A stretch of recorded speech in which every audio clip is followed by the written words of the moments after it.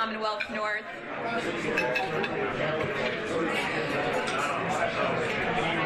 Yes, good afternoon. I'd like to welcome you all today to Commonwealth North's program, our October Forum, which is the very much appreciated and welcomed UAA Seawolf debate.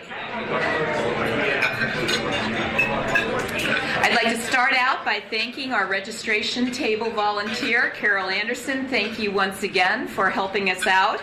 Good afternoon and welcome to our October Forum. I am Mary Ann Pease. I'm the current chair of Commonwealth North, and if I could ask any of the Commonwealth North board members to please stand and be recognized as well. Thank you all.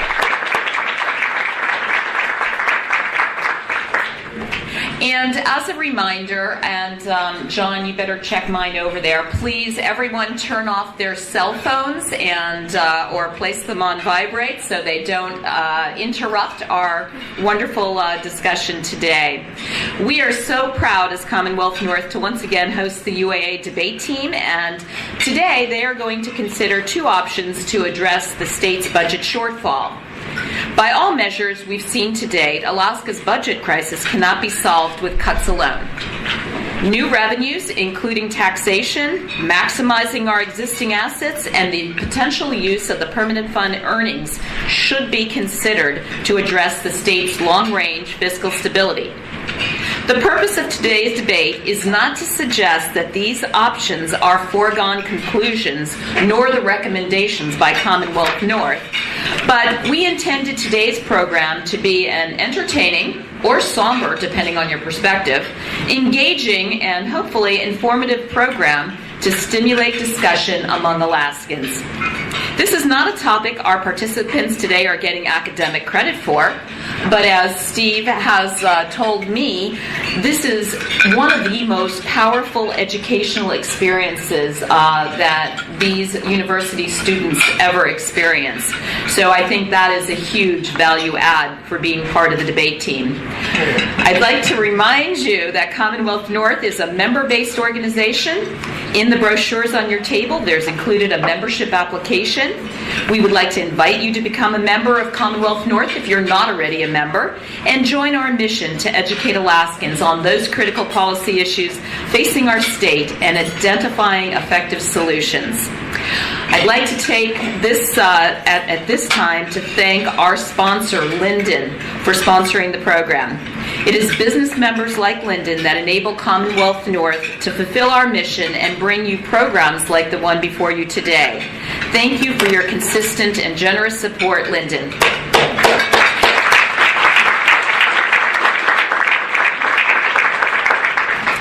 At this time, I will introduce today's speakers.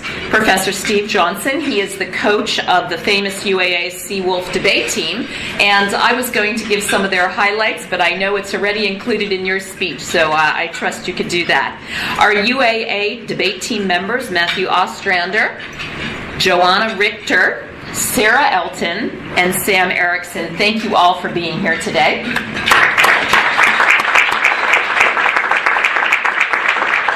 I also see that my senator, Senator Kathy Giesel, is in the audience. Senator, thank you for joining us.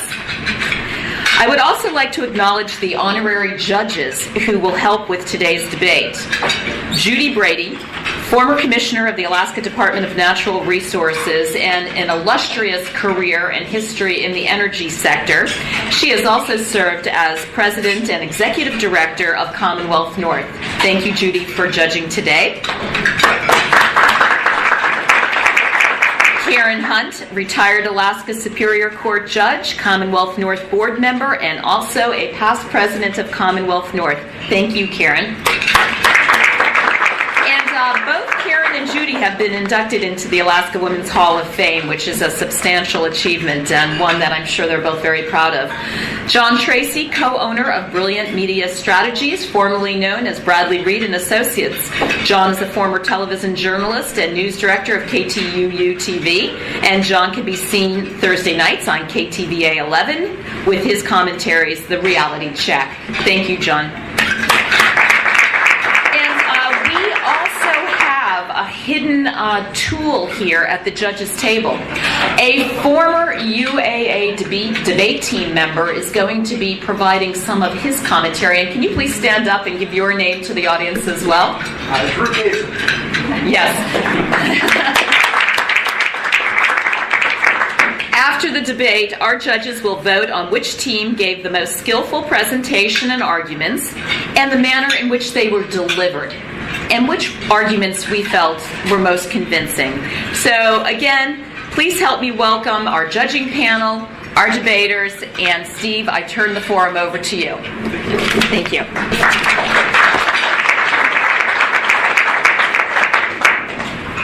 Well, thank you all very much. We're delighted to be here. We appreciate the opportunity to partner with great civic groups like Commonwealth North and give our students a chance to contribute to some discussion that we believe is really important. The Seawolf debate program takes its responsibility to promote civil discourse very seriously, and we do so in a variety of ways. We host middle school and high school initiatives that give young people an opportunity to learn the skills of critical thinking and advocacy around the state of Alaska. We have an intramural debating tournament that is a large part of our spring semester that we run for students at UAA who are not members of the Seawolf debate program's competitive team. We have just initiated a new debating series called Arguing Alaska, where we put policymakers and policy advocates up on the stage and make them use the academic debating format to explore some of the issues that are critical and pressing for Alaska's future. And so this is a natural extension. Events like this are just a natural extension of what it is we ordinarily do. And as a matter of fact, on this very issue, the fiscal future of Alaska, we're so interested in this issue and so committed to making available the opportunities to have discussion on these issues that we are working on a new project that would give students statewide the opportunity to engage in debates on questions about Alaska's fiscal future. So look forward for more of that, news about that coming down the road very soon. In general, we do a pretty good job of this, if I can brag for a moment. Most recently, in 2015, we were ranked by the World Universities Debating Council as being in the top 20 debate programs in the world, and that's out of about 450 different university debating programs that are ranked around the world. Don't ever let anybody tell you that the problem with Alaska is that it lacks intelligent people. That is not our problem. But we do have some problems, and those problems are complex. Specifically, the question about Alaska's fiscal future is very complex. And debating in general demands simplicity. And that's both a strength and a weakness. It's a weakness in that very complex topics like this one sometimes aren't explored in as much depth as they possibly could because of shortened time limits, because of short attention spans on the part of the audience, because of opposing viewpoints, and because of the complexity of the issue. It's difficult to pin down a particular issue. But that's also one of its strengths. Sometimes debating allows you to isolate a particular question within a much broader controversy and explore the nature of that question. Which brings me to our motion today, that the state of Alaska should utilize permanent fund earnings rather than taxing individuals in order to help close Alaska's budget shortfall. In order to make this debate work, the debaters and I had to make several assumptions about what this problem is and how we could debate this question. So several assumptions about the problem. And I will say that most of these figures are drawn from the Department of Revenue's June 2015 white paper about the potential fiscal and revenue options for the state of Alaska. So here's what we started with regard to the problem. We have about a $3.5 billion gap between current revenue sources and current levels of state spending.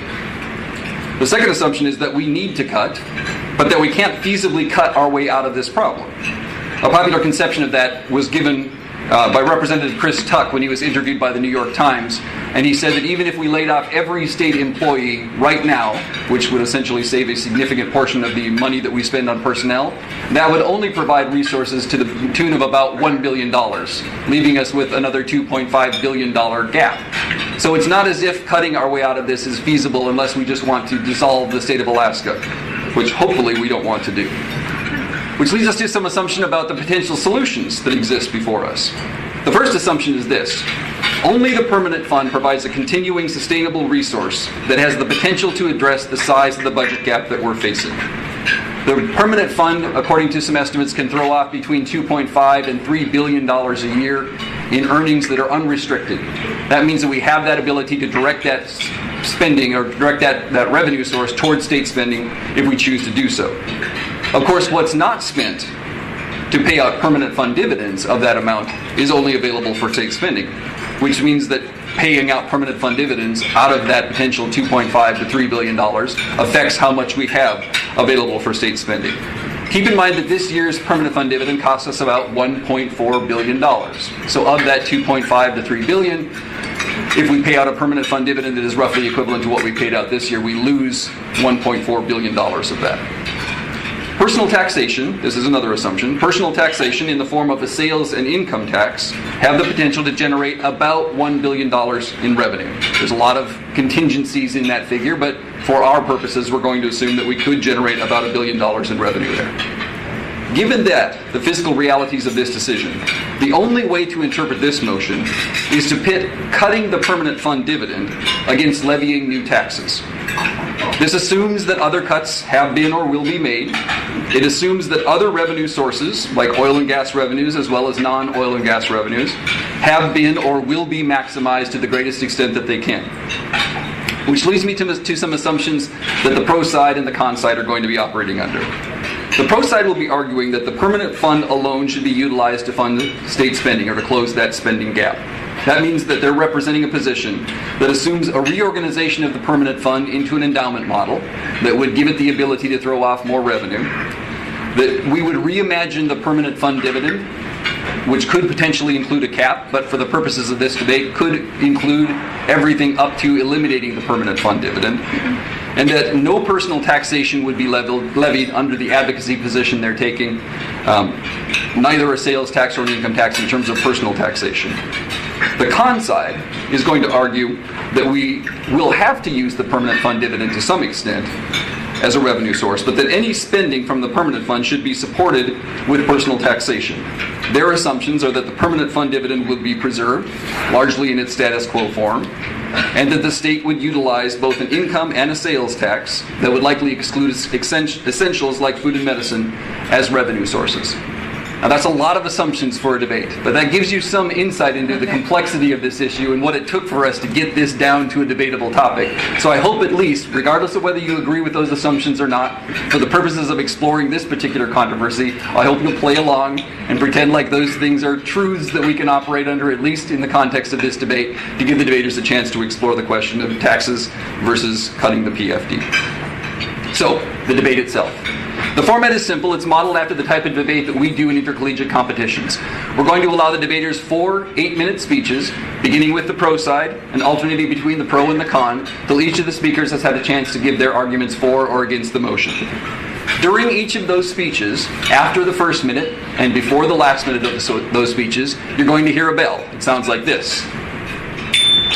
That bell indicates that points of information can be used. The type of debate that we participate in competitively is called British parliamentary debate. It takes a lot of the formalities from the type of debate that happens in the British House of Commons and brings them into a competitive atmosphere. One of those conventions is the point of information. If you've ever watched Question Time with the Prime Minister from the British House of Commons, it's usually shown on Sunday nights, C-SPAN, about 6 o'clock. Not a lot of people watching that one. Excellent, 1%. Good. I'm glad that there's at least one other political junkie out there watching that.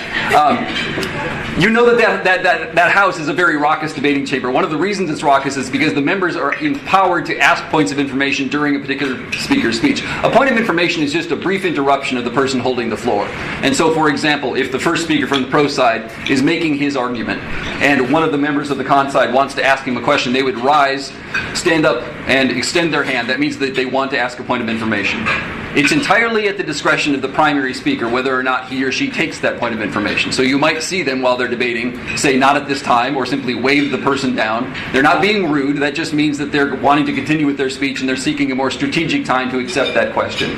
It's expected that they will take some questions during the debate to keep the debate flowing and to allow the other team a chance to kind of question the claims that they're making. So look for that interaction. Another convention that we borrow from the British House of Commons is a love of audience interaction, which means that if you find some point that the debaters are making particularly resonant with your beliefs, or you believe an argument that they're saying, or they make a claim that you would like to support, by all means let them know. The traditional way of doing that is to pound on the table and say, "Hear, hear." Again, if you or pound on the microphone stand, whatever's closest to you. If you've watched the British House of Commons, you know that that's a pretty common cheer during people's speeches. It's a good time to practice that now so you don't feel uncomfortable during the debate. So if you can find a spot on your table, pound on it and say, "Hear, hear." Oh, that's great. All the silverware even makes it better. By all means, if there's something said during the debate that you support, let the debaters know by pounding on your table and saying, "Hear, hear." A couple of notes about academic debating, just to protect the debaters who are willing to do this for me. First of all, I would say, and this isn't by way of apology, but it is by way of just keeping things in perspective, these debaters are not experts on fiscal policy. Though some of them study economics and finance, it doesn't necessarily mean that they have a deep and considered understanding of Alaska's fiscal situation. They're doing their best job with the research that we have done, and so keep that in mind when you're considering their arguments, particularly if you object to some claim of fact that they're making. Understand that they're doing the best job they can with the research that's been presented to them. And the other caveat I would offer with regard to their performance is that academic debate demands that they argue positions that may not be their own, which means that the convictions that they hold personally might differ dramatically from the arguments they're making here. That's what academic debate is all about. It's a laboratory for exploring arguments. And to the extent that you don't know in a competition what side of the motion you'll be assigned, or even what topics you might be debating, you have to be prepared to debate a variety of different positions. Personally, I think that's a great thing. It expands your consciousness, develops empathy for the other side's arguments, and makes you a more well-rounded person. But keep that in mind too when you're hearing these debaters make their claims, that even though they might be making the argument, they might not personally believe that argument. With that, then, let me introduce the debaters, and I'll get them underway. Speaking on behalf of the pro side are Matt Ostrander and Johanna Richter. Matt is a senior majoring in economics and political science. Johanna is a junior majoring in economics. And speaking on the con side are Sam Erickson and Sarah Elton. Sam is a sophomore majoring in finance, and Sarah is a senior majoring in anthropology and philosophy. With that, then, I am pleased to call the House to order and call upon the first speaker for the pro side to speak on behalf of the motion that, if I can find it here, there it is, that the state should utilize permanent fund earnings rather than taxing individuals in order to help close Alaska's budget shortfall.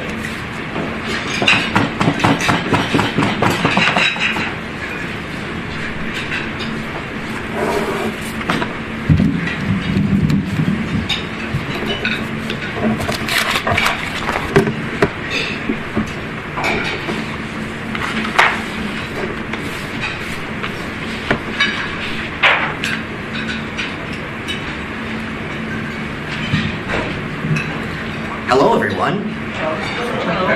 In 1977, we had $734,000 in the permanent fund when it was first created. In 2015, we have $53.7 billion. We have $7 billion set aside in the earnings reserve of the permanent fund, and we have a $3 billion budget deficit. What I'm going to tell you today is why the permanent fund is part of the solution, if not the primary solution, to the problems plaguing the Alaskan economy, particularly in terms of meeting that funding gap. We're also going to tell you why other solutions, like income taxes and sales taxes, are not appropriate, particularly given the context we're in right now with our economy and our industries, to be used to resolve this shortfall.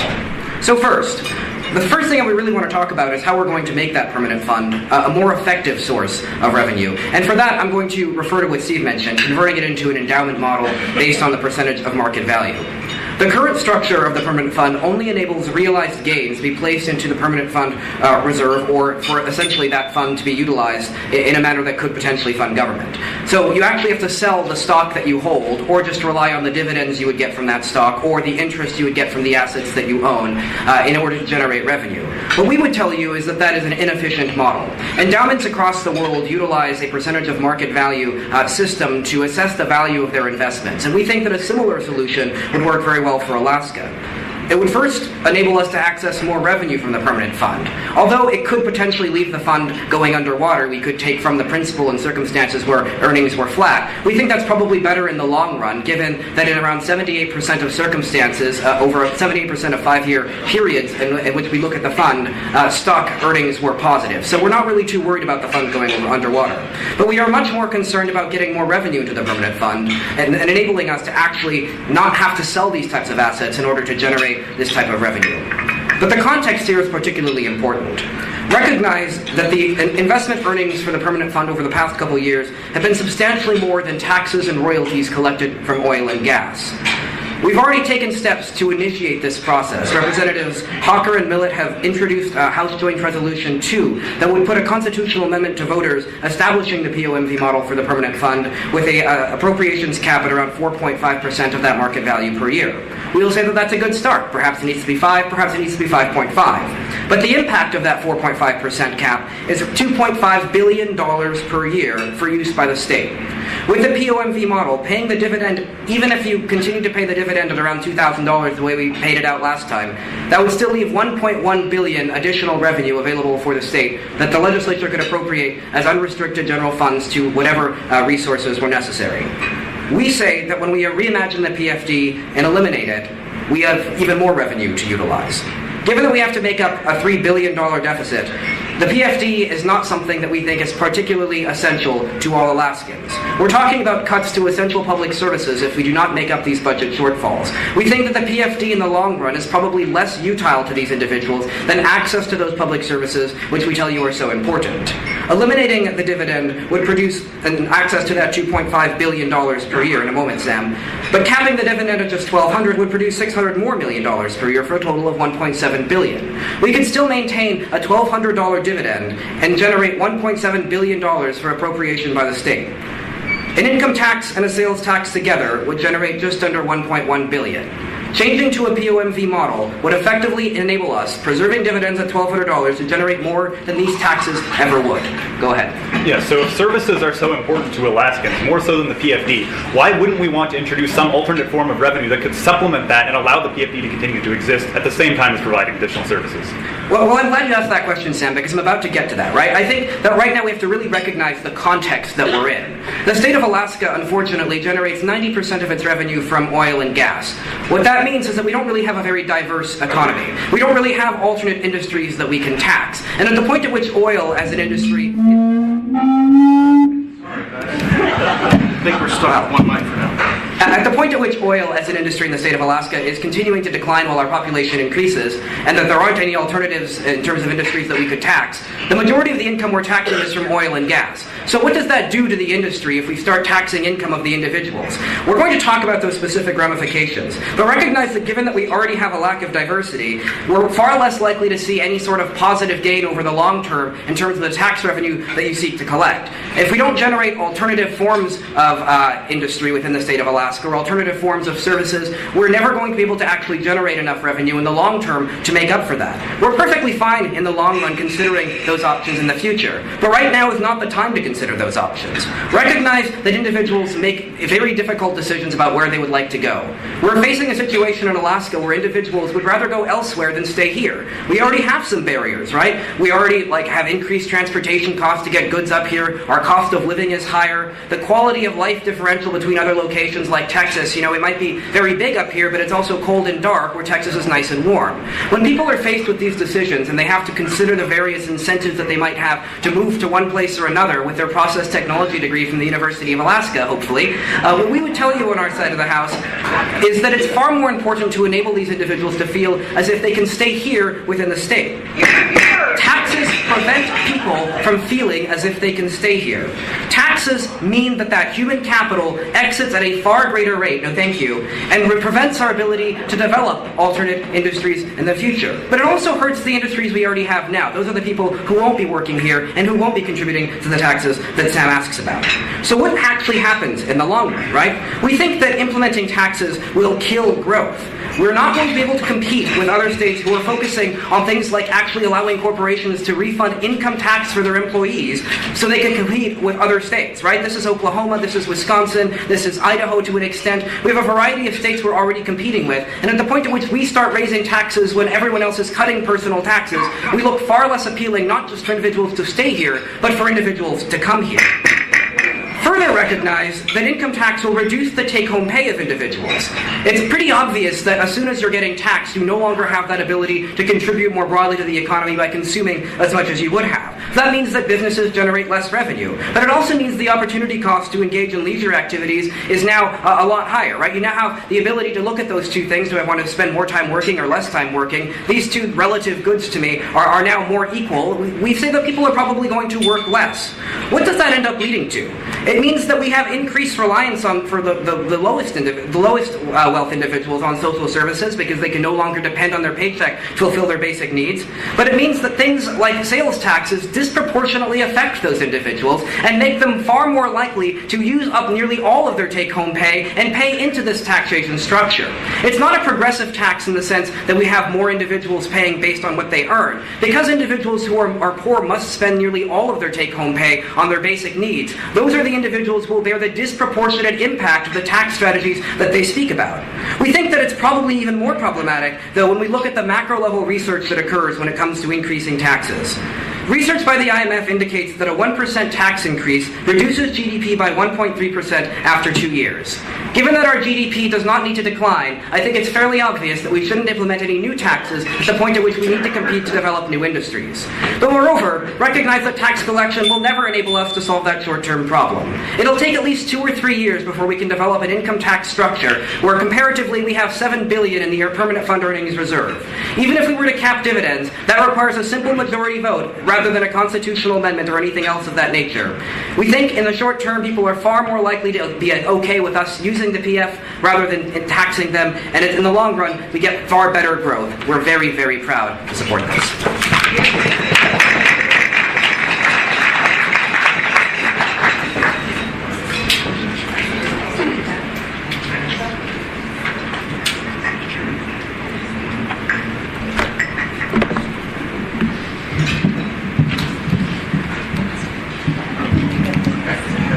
It's a struggle. Ladies and gentlemen, this debate is not just about the present crisis, although that is certainly an item of great concern. This is a debate about today's crisis and tomorrow's crisis and next year's crisis and all the crises that will continue to come if we refuse to diversify our economy and rely upon an outdated model of supporting state government. We, on the opposition here, are proud to propose that it's time that we as Alaskans wake up and smell the daisies. The oil revenue has run out. It's time for us to pony up. Now, I would like to be clear before we begin about what exactly we are advocating for on the opposition bench. So, what we would prefer as a model of taxation is two essential types of taxes. Steve already told you we're talking about income and sales, but we do believe that those taxes can be modified. We would prefer a progressive income tax to ensure that the burden of the tax payment is distributed more fairly and can be used more effectively. We would also prefer to institute a targeted sales tax so that we can take advantage of the vast amount of tourists and seasonal workers that come to the state but currently escape the burden of taxation. Utilizing that model, we can access a lot of funds that the proposition is not giving us credit for and would significantly contribute to our ability to further the interests of the state. Now, I'm going to bring you two main points of constructive material today. First, I'm going to talk to you about the principled reasons for taxation, why we ought contribute to what we get from the state. And second, about the practical benefits of taxation, how we can actually increase our economic diversity and increase our economic growth, contrary to what the Prime Minister, the Constructive, tells us. Before I do that, however, I would like to refute several of the claims that he made in his last speech. So, one of the most important points of material in his speech was talking about how the permanent fund dividend is a huge draw, and if we begin to utilize taxes or raise taxes, the people are going to flee the state.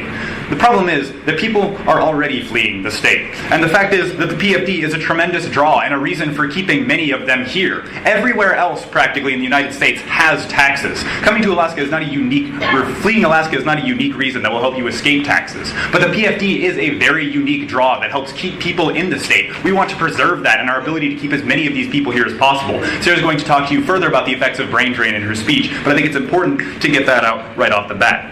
Additionally, they tell us that taxes essentially reduce take-home pay and enable people to work less, reducing economic growth. The problem is that many people have very little take-home pay already to begin with, and so they have to spend it already. That's what he told you about. When we give the government the ability to actually invest in goods and services that everyone can benefit from, we reduce the necessity of individuals to spend money on things that they shouldn't have to spend money on. We reduce the propensity for people to have to spend exorbitant amounts of money on healthcare or transportation in the bush when we can begin to provide those services as the government as a whole. And thus we actually increase the ability for people to distribute with their money and do with it what they please, what is more effective for them, because their basic needs are met. Okay, I'm going to move into my constructive material now. First, the principled reasons for taxation. We believe that there are two. First, reciprocity. This is a basic principle. If you receive something, you ought to contribute something in return. In a sense, if you take the king's shilling, you ought to fight in the king's war. We in Alaska have been free riders for far too long. We have come to expect something for nothing. And it is time we contribute to the economic success that we have enjoyed for so long. Because if we don't, we continue to be disconnected from the policies that the legislatures make with the oil money that is not ours, and we don't keep as close an eye on them as we very well should. Additionally, we tell you that we ought principally preserve the PFD for future generations. When Jay Hammond and other founders of the state envisioned the fund, they wanted it to be something for the people, that the people of Alaska could continue for as long as Alaska continued. If we establish the precedent of raiding the permanent fund whenever we're in trouble, and we always will be in trouble the way oil prices are going, we're never going to actually realize that promise that we've made to the future generations of our state. Okay, I'm going to move into my second point of construction now, talking about the practical benefits of taxation. Now that may seem like an oxymoron at first. None of us like to pay taxes. I don't like to pay taxes, and I pay very little because I'm a poor college student. But the fact is that, as Oscar Wilde said, I very much like taxes. With them, I buy civilization. The fact is that Alaska has been dependent upon oil revenue for so long that we haven't actually developed civilization. We have a Parks Highway system that only connects a very limited portion of the state, and we have a tremendous portion of the state that never realizes any of the economic benefits that happen in Anchorage. We tell you that it is far more important that we begin to distribute that burden fairly, as a progressive tax would be able to do. Additionally, we tell you that taxation brings tremendous amount of money into the actual capital budget of the state, which they can then use to spend on infrastructure, to spend on education, things that enhance the quality of life here and enhance the ability for individuals to improve their own quality of life. Right now, Alaska's road tax is the lowest in the nation, barely 8 cents a gallon. And the fact is that the only stretch of road that pays for itself is the tiny stretch from here to Fort Richardson. We want a government that is able to expand the road system, for example, to include communities that are currently cut off from the engines of economic growth in the state, to enable businesses to be able to reach these locations and provide goods at a lower cost because they don't have to be flown out by plane or train. And I'll get to you in a second. But additionally, we told you we continue to spend money on education to make sure that the university system of Alaska is a tremendous draw to the state and allows us to bring in intellectual and economic capital from across the nation and across the world. Go ahead. You mentioned that we need to diversify our economy. Yes. Under your model, we get taxed once when we get the PFD. We get taxed when we get our income. When we invest it and get capital gains on that, we get taxed again. How is that beneficial for the state in improving that diverse economy that you seek? Because that money goes to the uses that actually diversify the economy, right? People cannot diversify the economy in the status quo with their own money because there's very little for them to spend it on other than the immediate necessities. We think that once we provide the government to actually construct this infrastructure, develop the education that brings new ideas and new functions into the state, that we can actually give people the access to those opportunities to begin to truly diversify the economy. Second, we tell you that the progressive nature of the tax distributes the burden far more equitably. This is a crisis for all Alaskans, and all Alaskans ought to contribute to the solution. But we don't think that it's fair that, for example, certain portions of the state, the urban portions, would get away far easier if we just got away with the PFD. Most people in these urban centers don't need the PFD. But people in the bush, people who don't have the ability to access government services to the same degree, they do need that money. It is very important to them. And so we ought to ensure through a progressive tax burden that everyone can contribute in the way that they are best able to, and that we do not sacrifice portions of the state in order to preserve a luxury for others. Finally, we tell you that one of the great benefits of taxation would be that it makes budgeting far easier, because now you know that you are going to get a certain amount of money coming in each year. You don't have to guess at what the oil price is going to be 2 years from now or 3 years from now when you're drawing up your state budget. You can look at the size of the economy, estimate the amount of taxation you'll receive, and plan your budget accordingly, instead of budgeting in the hopes of triple-digit oil prices and then being very disappointed when oil prices plunge below $40 a barrel. We say that having that dependable source of income allows much more responsible budgeting on the part of the state, because they don't have to make wild guesses at how much money they're actually going to draw in.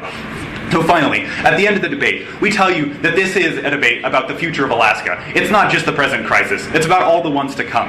And we tell you that if we're going to get dragged down in the weeds in this debate about whether or not taxation is good or bad, that there's a million studies on either side of that debate that can be brought forth and trotted out. We tell you that the point at which such studies can be essentially washed out by one another, that you ought to consider the unique situational characteristics of Alaska, whether or not it's best to implement a tax. We tell you that because we've been dependent for so long upon a revenue source that is now literally drying up, upon the fact that people will flee the state otherwise, and that we can actually contribute and distribute this burden quite fairly among the people of Alaska, contributing to something that we ought to have been contributing to for a very long time. We are very proud to oppose. Propose the counterplan.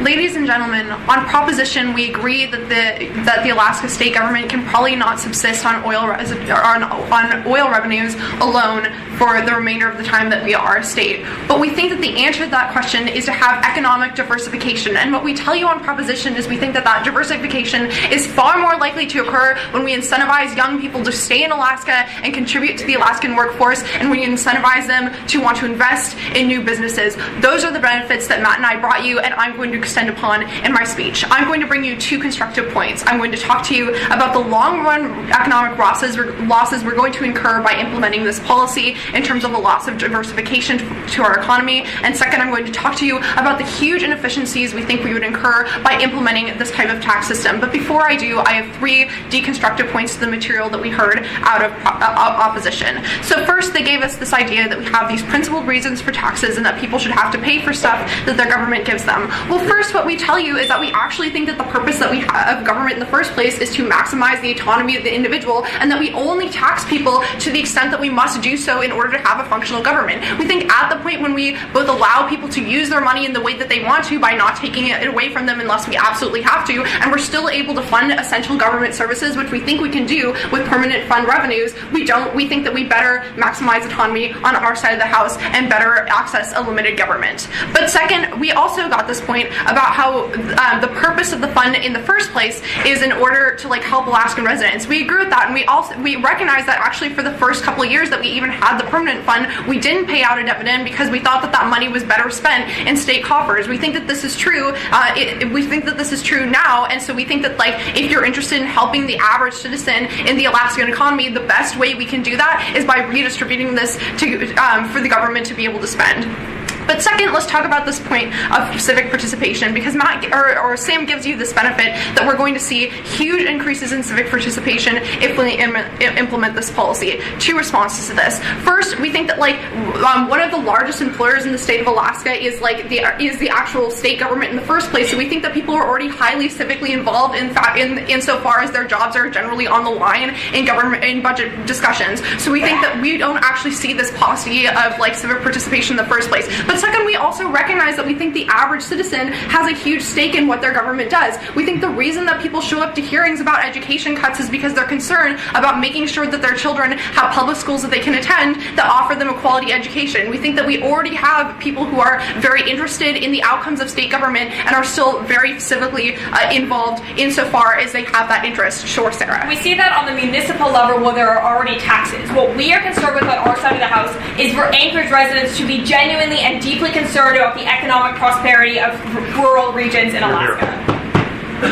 Right, so we think that rural Alaska can also participate in those meetings. We actually think that often the legislative meetings specifically have rural areas call in. We don't think that they're not. We think that they probably are best able to represent themselves and that they're already given an avenue to do so. We think insofar as state spending also affects those communities, we think that they're already involved. But third, we'd like to address this point about the PFD fairness and how basically if we get rid of the PFD, we're going to disproportionately impact those individuals who rely on the PFD as an important source of income? Well, first, recognize that we think that that the type of tax system that Sam gave you in the first place is probably a progressive tax system, and we're fine with giving tax credits to those who are so desperately poor that with their gross adjusted income, they're going to be below the poverty line. We think that those individuals are not really who we're concerned about in the first place. We think the average person who receives the PFD does not, in fact, need that money. We think they often spend that money in terms of a windfall payment on short-term consumption spending that does not benefit the state economy very much in the long run, and we think that we're able to better meet the needs of those individuals who are the worst off when we just are able to access them tax credits, and we're able to access them a stable government and a diverse economy. Sure, Sam. Yeah, so if we're giving them tax credits under your plan already, why not just give them actual tax revenue in the form of like medevac flights and additional transportation that can get them out of these places if they need health care?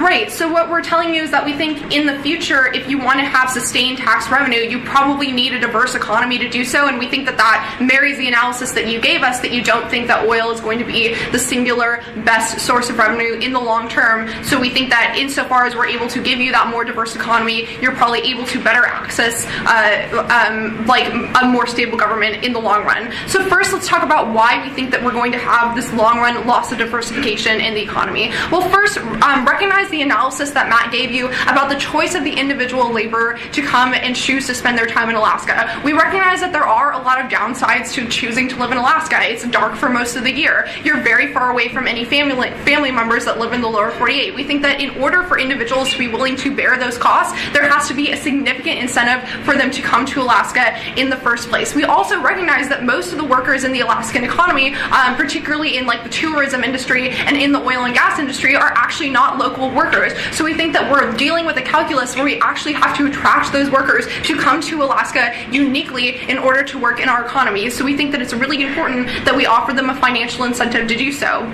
But second, we also think that it's really important in terms of the local brain drain. We have students like myself and many of the other individuals who are debating today who are local Alaskan students that would like to stay and live here after we graduate and participate in the economy. If I'm going to have to pay an exorbitant tax rate on my income, I'm not going to stay here. I'm going to go work for BP like in Texas or in another state where I can also get jobs. We think that that's the calculus of the individual. Sam's only answer to this is he tells you, look, we think that the PFD like keeps people here and is an incentive to keep them in Alaska. We don't think that like $1,000 or $2,000 a year measures up to the amount of taxes that the individual is ultimately going to have to pay under their new tax policy. So we think that the economics just doesn't make sense for the individual to want to live in Alaska, but we also don't think that they know for a fact that they're going to get a huge PFD each year, so we don't think that that's like a huge incentive for individuals to be here. No thank you. But second, let's talk about the service industry, because we recognize that when we implement new sales taxes, we think that people are more likely to go, instead of buying stuff in the local economy, buy goods online. So we think that that capital is now going to leave Alaska and go to other states' economies as opposed to staying here and helping generate our service industry. We think that you're probably going to see huge hits to the service industry and huge hits to consumer good industries in the long term as soon as you make it way more advantageous to the consumer to buy goods online instead of choosing to buy in the local economy. We think that that is a net bad for the economy. But third, we think it's really important to talk about the take-home pay that individuals have. We recognize that when you double tax individuals, first on the income that they earn in the first place, but second on if they want to be able to save that income in the future, they're less likely to want to do things like invest in new businesses or invest their money into the state economy. We think that that's a problem. But second, let's talk about the inefficiencies of the tax system. We think that we already offered you analysis as to why we're actually going to give you more money by implementing this plan in the first run, in the long term anyways. But second, even if it was a wash, like even if it's just simply either we tax $1 billion or we use $1 billion out of the or out of the permanent fund every year, we think that you have to set up a new system of tax collection in order to be able to access that revenue. That means you have to pay a bunch of new government workers in order to reallocate that taxes. We think that we have to make sure that we think that you have to hire new staff to measure like what taxes individuals should be paying in the first place. We think that that's a huge amount of infrastructure that you're going to have to deal with and is ultimately a far more inefficient way to distribute money, because we think that you're going to harm economic diversification in the long run, and because we think it's way more efficient to just pay out the money that we already make out of investments anyways, rather than pay it out and then recollect it. We're proud to propose. Thank you.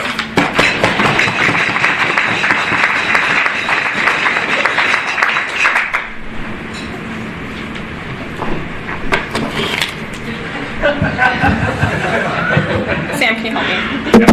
Thank you. Thank you. Johanna ends her speech by talking about how we create far more bureaucracy. We understand that we don't particularly like bureaucracy, but we believe that it is a necessary function of government and a necessary function of the way that we engage with democracy. We want individuals to be active and involved in their government. The two standards of theoretical and principled government that were brought to you on government side were twofold. First, Johanna tells us that we need to maximize autonomy. Well, we also call that anarchy, and we don't really like that. So we don't necessarily buy that principal justification. But secondly, she tells you that we don't want to have any form of bureaucracy. Well, that looks a bit more like an autocracy, where it's very much streamlined in the way that we're able to approach finances. So we don't think that that is an acceptable offer either. We believe that principally, Alaska must continue to care for the interests of all of its citizens, whether or not they live in Juneau, or Anchorage, or Bethel, or Nunwalak. We think that it's deeply important that all citizens within Alaska are deeply intertwined, that we are able to incentivize new growth in the future. In my case today, I will have 2 points. I'm first going to talk to you about the principal justifications for why we want to continue to have the PFD as a form of diversification, and second, I'll tell you what rating the PFD means, how that is going to impact our ability to continue to grow as a state. So first, let's talk about why our future depends upon diversification. This is something that has been accepted along the bench, but we think that this diversification looks like more than replacing oil with the PFD and saying that we are only going to extract resources from one place. But we think that this means allowing young individuals who want to stay in Alaska to be able to stay here. Now, this debate has gone back and forth. How do we incentivize students to come? Students who have good ideas. How do we help individuals ensure that their ideas are being taken seriously for economic growth? We think that there is a critical time in a young person's life when they are deciding where they want to live. We think that when you're young and fresh out of college, that your income is fairly low, that you aren't going to be taxed a significant amount. So even if we concede on opposition side of the case that we're going to have these massive taxes, which we don't think they'll be that disproportionate from other states, but we think that ultimately that critical time is incredibly important. When those taxes are still low and that perhaps $1,000 or $2,000 in October looks incredibly convincing for you to continue to stay on through the winter. We think that once individuals begin to create their career, once their career begins to bloom and they begin to have to pay more taxes, that by that time they will have already established a family in Alaska. They will have already bonded with our wonderful Alaskan culture where we are genuinely accepting of other people and where we do have very exciting ideas going on. That you build a family. Perhaps once you take your first pack rafting trip, you realize that this is a state you never want to leave. We recognize that the winters are long, cold, and dark, but we sure bet that our summers are plenty enough reason for someone to stay throughout the entire year.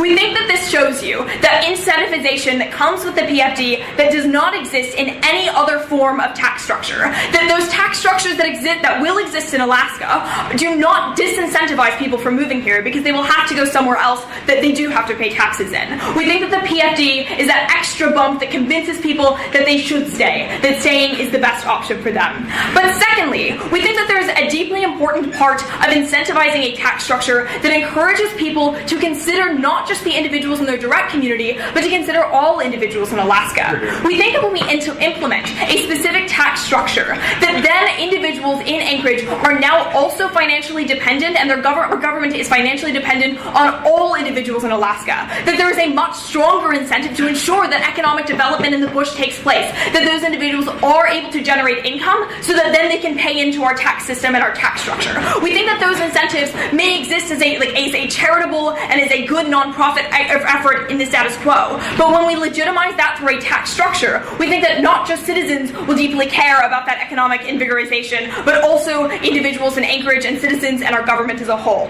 Matt. Even if we keep a $1,200 PFD, we could still generate $1.7 billion in revenue. Why should we take the 2/3 of that you would generate with your taxes and prioritize that over the resources we already have and can immediately access? All right. So I'm going to talk to you second about what rating the PFD means, both in the status quo, how we create the new oil of the PFD, and second, how this harms future generations from a principled standpoint. But we do have to recognize that perhaps we will make less money with taxes, even though we're assuming in this debate that those things will be equal, and that is our comparison. We think that that does force our legislators to make legitimate decisions based upon citizens' input from all around the state, that they do have to genuinely prioritize which projects are going to stimulate that economic growth and which projects are perhaps a bit silly and shouldn't be pursued. We think that that is the definition on our side of the house. We also think that you incentivize far more citizen input in that economic structure. But okay, so let's talk about what rating the PFD means, because here is a bit more of a principled justification. First, we think that you are creating the standard that the PFD fund is ultimately the new form of oil, that this is the only place that we need to worry about in order to extract funds to pay for our bad spending habits. We think that we have to recognize that this PFD lacks stability. Every 5 years we assume that the market will take a dip. We haven't had a significant dip since 2008. We think that's a bit frightening when we choose to look at the stability of the PFD. We have to recognize that even with the endowment fund that they propose, if we cannot pay off our budget, we then have to begin to pull from the principal. We cannot inflation-proof when we choose to take the earnings out and pay for our government and our infrastructure. We think that you ultimately ignore the instability that will exist within the market, that inherently exists within the market. There's no way that you can say that those instabilities don't exist. No, thank you. But we think that further, we have to recognize why the permanent fund dividend was put into place in the first place. When we began to extract oils and to take the resources out of our state, we recognized that there were significant benefits for individuals who lived in Alaska in the 1970s. But we recognized that because those resources were integral to Alaska, that it's important that we expand those resources and expand those benefits, so that it's not as though we just have a single boom in the 1970s, but we are then able to expand those benefits to not just our generation and not just the next generation, but all generations. We think that it's deeply important that we have a principled standpoint that the resources that belong in Alaska do belong to everyone, that the benefits that are derived from those natural resources ought to be extended to all individuals who happen to live in Alaska, whether or not it's to incentivize them to stay, which we think is a deep and good practical benefit, but also for the principled justification that all people who live in Alaska should benefit from those resources. Matt. How is relying on a fund which is diversified into hundreds of different forms of investments, like oil, which is the essential basis for your income tax that you would develop given we don't have a diverse economy as it stands? Right, so I think that you are confusing our state diversification and the way that we deal out our economy and the diversification that exists within the investments in the PFD fund. Now, if we're talking specifically about that diversification that exists within the PFD fund, we do have to recognize that when China begins to manipulate its currency, all stocks fall. When the housing market crashes, all stocks fall. So it's not as though you can simply couch your analysis of these market failures and saying, oh, that's fine, we'll just buy more stocks elsewhere. We think that that is a very failed assumption, and we ultimately want to ensure that those individuals who are making our laws are tied directly to the people, that people have an incentive to talk to their legislators, and legislators have an impetus to then consider the economic implications and ramifications of their plan. That is how we both form a stable budget in the future, but we also ensure that individuals are connected with their government and all individuals in Alaska are connected with each other. Those are unique benefits to taxation. And sure, it's a bit irritating and annoying and sometimes painful to pay taxes, but we do believe for the benefit of our state, it's worth it. Proud to oppose.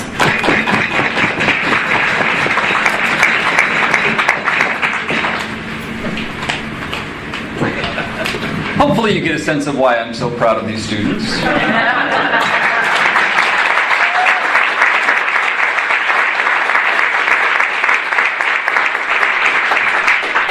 Aaron, can I ask you to come up and illuminate the projector?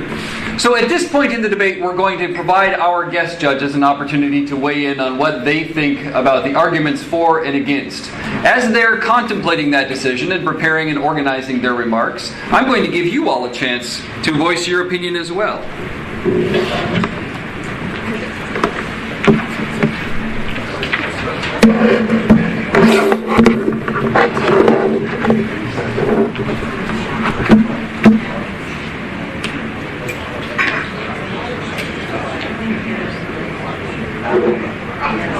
Maybe I'm going to give you that chance?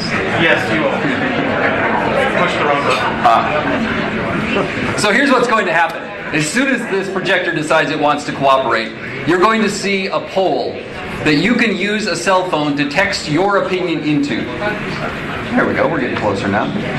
So this poll allows you to voice your support for or your opposition to the motion based upon the arguments that you've heard. We'll give it a second to warm up here. It should, well, it's got a countdown even.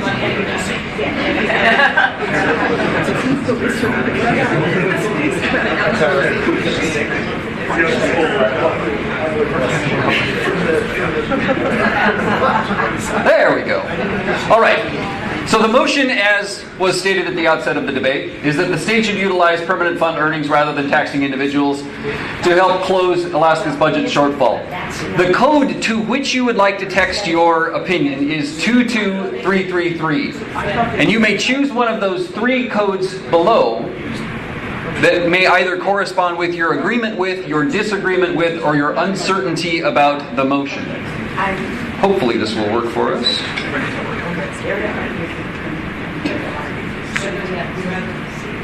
So, as you're doing that, there we go, it's working. As you're doing that, I'm going to ask if any members of our judging panel are ready to render their decision. Looks like they're arguing amongst themselves. We all have something to say, and the first thing we have to say is if any of these four people want to run for office this session. There you go, so there's unanimity on that. Perhaps, Aaron, we can run this microphone over to the judges? Thank you.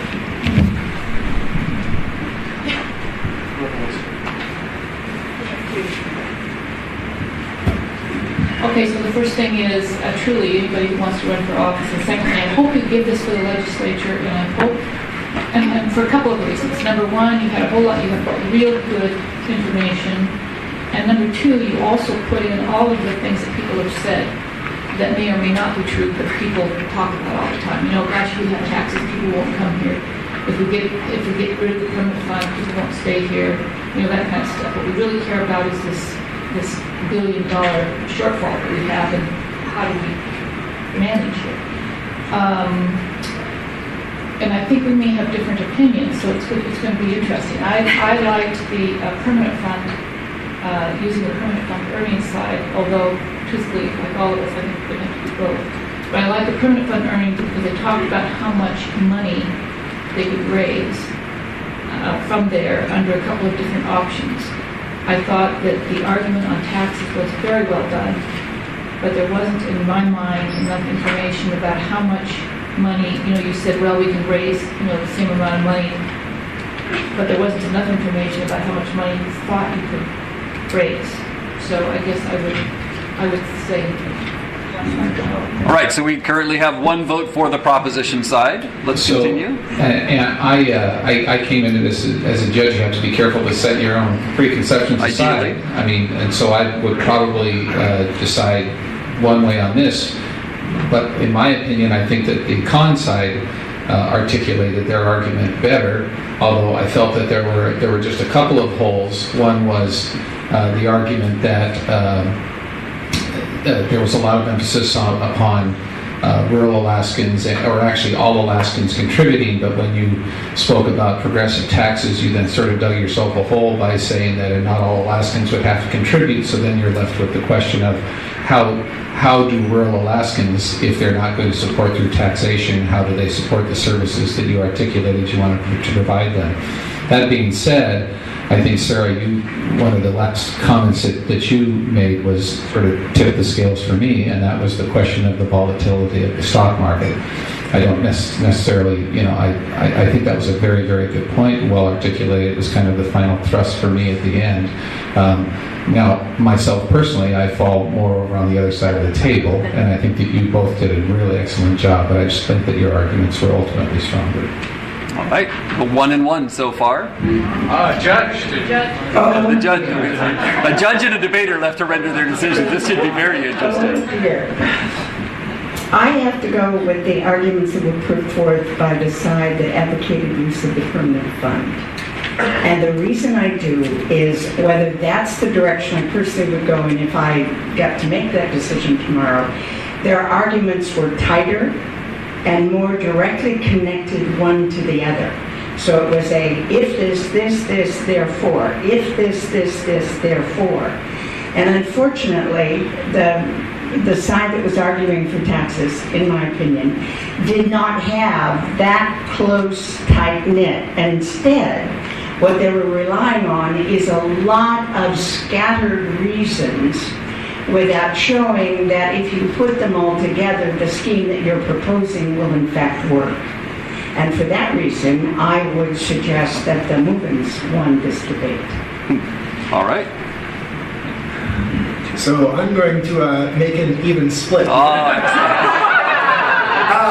And I think that my rationale is that while I don't really disagree with anything that's been said ahead of me, I think that while the proposition perhaps enunciated a more complete policy, they were closer to that. In terms of weighing the debate round, I thought they spent a lot of time talking about the benefits of a POMV model.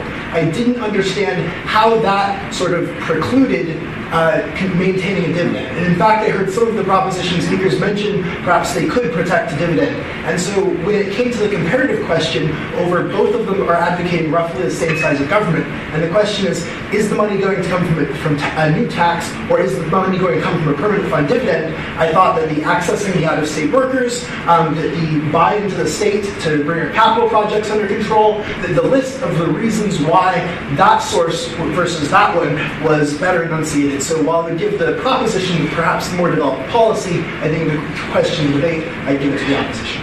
All right. Well, that actually sets this up perfectly, because then the only opinion that really matters is the audience's opinion besides the judges. Since there's an even split for 2 for the proposition and 2 for the opposition, let's turn now to see what the audience believes. So I'm going to reveal the results of the voting here. All right, so 56% agreed that we should utilize the permanent fund as opposed to 36% who favored taxation. That means ultimately 3 votes for the proposition and only 2 for the opposition. Congratulations to them.